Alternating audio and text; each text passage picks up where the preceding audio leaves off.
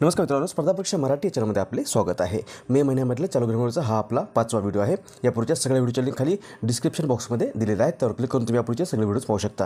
Video आवडले तर video like करा, चॅनल आतापर्यंत सबस्क्राइब केलं नसेल चॅनल सबस्क्राइब करा। आता आपण आजचा व्हिडिओ सुरू करूयात। आजचा आपला पहिला प्रश्न आहे, खालीलपैकी कोणता दिवस जागतिक ट्यूना दिन म्हणून साजरा करण्यात येतो? याचं बरोबर उत्तर आहे पर्याय क्रमांक 1, 2 मे।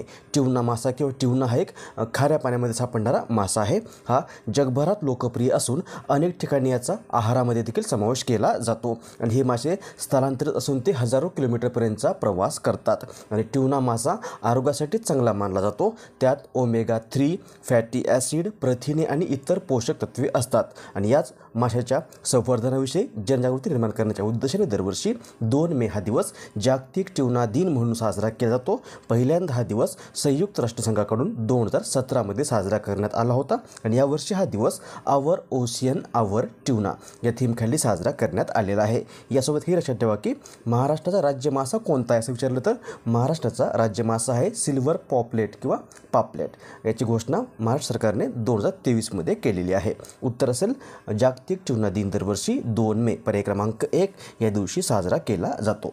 पुढचा प्रश्न, भारताचे पंतप्रधान नरेंद्र मोदी यांनी नुकतेच खालीलपैकी कोणत्या राज्यात विजिंजम आंतरराष्ट्रीय सागरी बंदराचं उद्घाटन केलं आहे? याचं बरोबर उत्तर आहे पर्याय क्रमांक 4 केरळ। भारताचे पंतप्रधान नरेंद्र मोदी यांनी नुकतंच केरळमध्ये विजिंजम आंतरराष्ट्रीय खोल पाण्यातील बहुउद्देशीय बंदराचं उद्घाटन केलेलं आहे।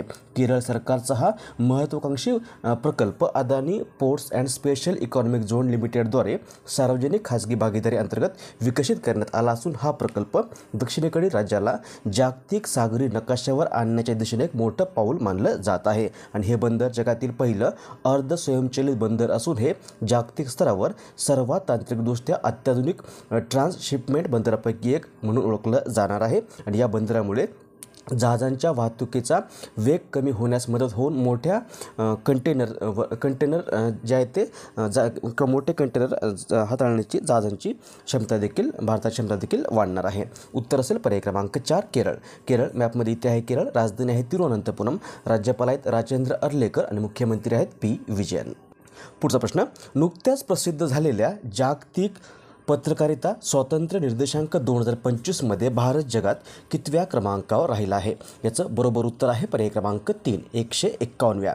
जागतिक पत्रकारिता स्वातंत्र्य निर्देशांक किंवा वर्ल्ड प्रेस फ्रीडम इंडेक्स हा निर्देशांक रिपोर्टर्स विदाउट बॉर्डर्स म्हणून ओळखल्या जाणाऱ्या गैर सरकारी संस्थेकडून 2002 या वर्षापासून प्रकाशित केला जात आहे।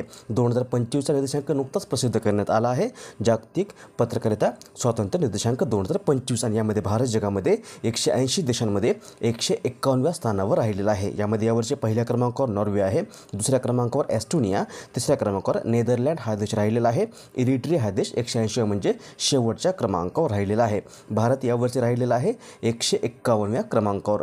गेल्या वर्षी म्हणजे 2024 मध्ये भारत यामध्ये 159व्या क्रमांकावर होता, 23 मध्ये 161व्या, 22 मध्ये 150व्या आणि 2021 मध्ये भारत यामध्ये 142व्या स्थानावर राहिला होता।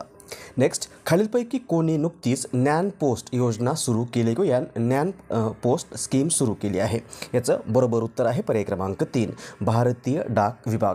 ज्ञान पोस्ट योजना किंवा ज्ञान पोस्ट सर्व्हिस जी आहे ती नुकतीच भारतीय डाक विभागाने सुरू केली आहे।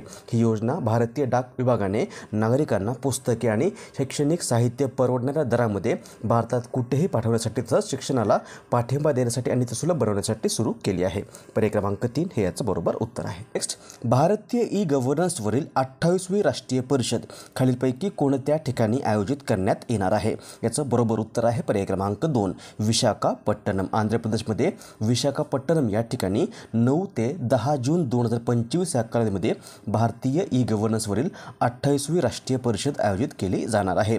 ही परिषद डिजिटल प्लॅटफॉर्मद्वारे सार्वजनिक सेवांचं वितरण वाढवणं, ई गव्हर्नन्सच्या क्षेत्रामध्ये नाविन्यता आणि उत्कृष्टतेला प्रोत्साहन देणं व ई गव्हर्नन्स उपक्रमांच्या अंमलबजावणीतील उत्कृष्टतेला प्रोत्साहन देणं किंवा ओळखणं या उद्देशाने आयोजित केली जाते आणि या 2 दिवसीय परिषदेचे किंवा या 2 दिवसीय ही जी 2 दिवसीय परिषद आहे यामध्ये सार्वजनिक सेवेची गुणवत्ता वाढवण्यासाठी धोरणकर्ते, उद्योग नेते आणि शिक्षणतज्ञ उपस्थित राहणार आहेत. पर्याय क्रमांक 2 विशाखापट्टणम हे याचं बरोबर उत्तर असेल. पुढचा प्रश्न, खालीलपैकी कोणता दिवस कोळसा खाण कामगार दिन म्हणून साजरा करण्यात येतो? याचं बरोबर उत्तर आहे पर्याय क्रमांक 3 4 मे. भारतात दरवर्षी 4 मे हा दिवस कोळसा खाण कामगार दिन म्हणून साजरा केला जातो.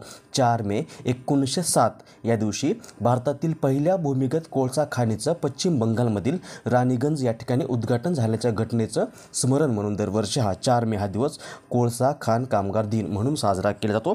तसंच हा दिवस कोळसा खाणीमध्ये काम करणाऱ्या कामगारांना भेडसावणाऱ्या धोक्यांबद्दल आणि त्यांच्या कल्याणासाठी काय करावं याबद्दल जागरूकता वाढवण्यासाठी साजरा केला जातो. आणि यावर्षी हा दिवस निरोगी सुरुवात आशादायक भविष्य या थीमखाली साजरा करण्यात आलेला आहे. पुढचा प्रश्न, खालीलपैकी कोणता दिवस आंतरराष्ट्रीय अग्निशामक दिन म्हणून साजरा करण्यात येतो? याचं बरोबर उत्तर आहे पर्याय क्रमांक 3 4 मे. 4 मे हा दिवस अग्निशामकांच्या किंवा अग्निशामक जे ते त्यांच्या सेवेबद्दल आंतरराष्ट्रीय स्तरावर सन्मान करणं या उद्देशाने, तसंच त्यांच्या किंवा अग्निशामकांनी सेवेदरम्यान प्राण जे गमावले त्या अग्निसेवकांचं स्मरण किंवा त्यांचा आदर करणं या उद्देशाने दरवर्षी 4 मे हा दिवस आंतरराष्ट्रीय अग्निशामक दिन म्हणून साजरा केला जातो. खालीलपैकी कोणता दिवस नुकताच जागतिक अस्थमा दिन म्हणून साजरा करण्यात आला आहे? याचं बरोबर उत्तर आहे पर्याय क्रमांक 4 6 मे. ॲक्च्युली दरवर्षी मे महिन्यामधला पहिला मंगळवार जो आहे तो जागतिक स्तरावर जागतिक अस्थमा दिन म्हणून साजरा केला जातो. आणि यावर्षी मे महिन्यामधला पहिला मंगळवार जो आहे तो 6 मे या दिवशी आल्यामुळे यावर्षी 6 मे हा दिवस जागतिक अस्थमा दिन किंवा जागतिक दमा दिन म्हणून साजरा करण्यात येत आहे. हा दिवस दमा किंवा अस्थमा या आजाराचा त्रास असलेल्या रुग्णांमध्ये या आजाराबद्दल जागरूकता वाढवणं आणि उपचार पद्धतीची माहिती देणं या उद्देशाने दरवर्षी साजरा केला जातो. उत्तर असेल यावर्षी 6 मे हा दिवस जागतिक अस्थमा दिन म्हणून साजरा करण्यात येत आहे. प्रश्न, योगगुरू पद्मश्री शिवानंद बाबा यांचे नुकतेच वयाच्या कितव्या वर्षी निधन झाले आहे? याचं बरोबर उत्तर आहे पर्याय क्रमांक 4 128व्या. शिवानंद बाबा हे वाराणसीचे प्रसिद्ध योगगुरू होते आणि यांचं नुकतंच वयाच्या 128व्या वर्षी निधन झालेलं आहे. योगाच्या माध्यमातून समाजसेवा केल्याबद्दल भारत सरकारने त्यांना 2022मध्ये पद्मश्री पुरस्कार देऊन देखील सन्मानित केलं होतं. उत्तर असेल पर्याय क्रमांक 4 128व्या.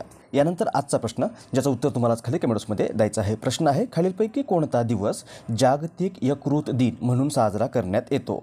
World liver day. ऑप्शन्स आहेत 17 एप्रिल, 18 एप्रिल, 19 एप्रिल की 20 एप्रिल. याचं बरोबर उत्तर तुम्हाला खाली कमेंट्समध्ये द्यायचं आहे.